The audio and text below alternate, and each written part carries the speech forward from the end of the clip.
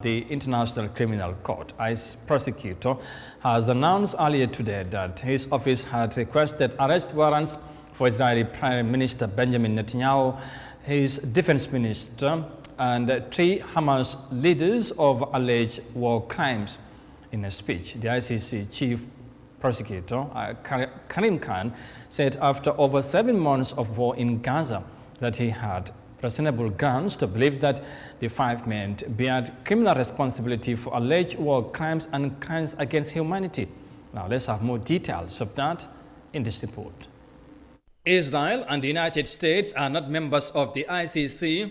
However, the International Criminal Court claims to have jurisdiction over Gaza, East Jerusalem and the West Bank after Palestinian leaders formally agreed to be bound by the court's founding principles in 2015. The Hague-based court prosecutor's announcement on Monday has no connection to the case that is currently being heard by the International Court of Justice, ICJ, over an accusation from South Africa that Israel was committing genocide in its war against Hamas following the October 7 attacks.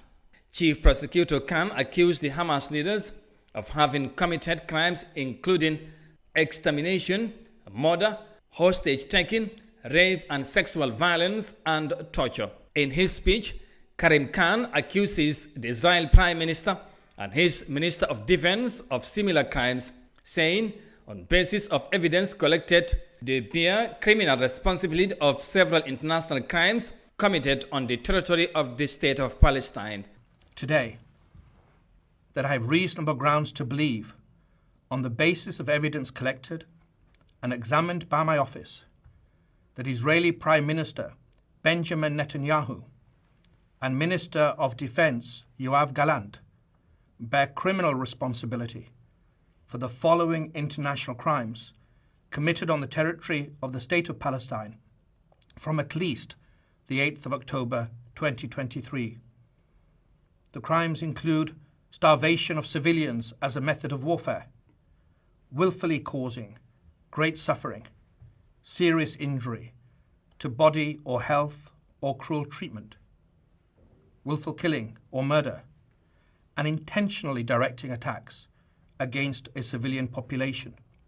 The ICC prosecutor further emphasized that Israel has the right to defend itself, but not by internationally causing death, starvation, great suffering, and serious injury to body of the civilian population, especially for the most vulnerable groups, who are mainly women and children. Israel, like all states, has the right to defend its population. It has every right to ensure the return of hostages that have been criminally and callously taken. Those rights, however, do not absolve Israel of its obligations to comply with international humanitarian law.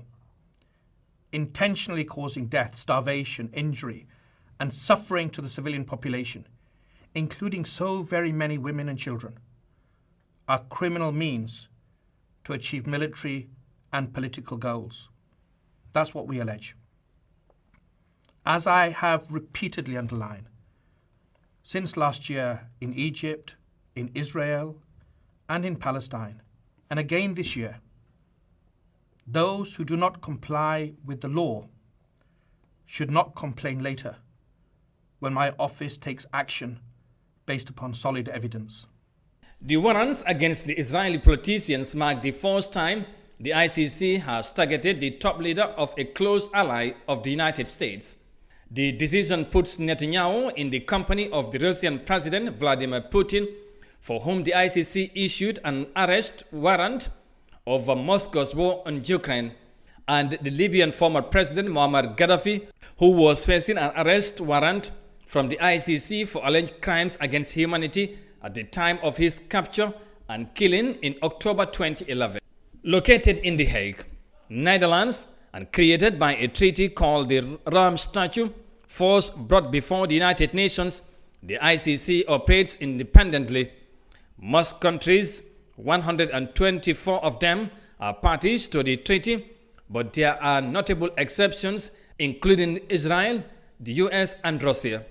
That means if the court grants Khan's application and issues arrest warrants for the 5 men, any country that is a member would have to arrest and extradite them to The Hague.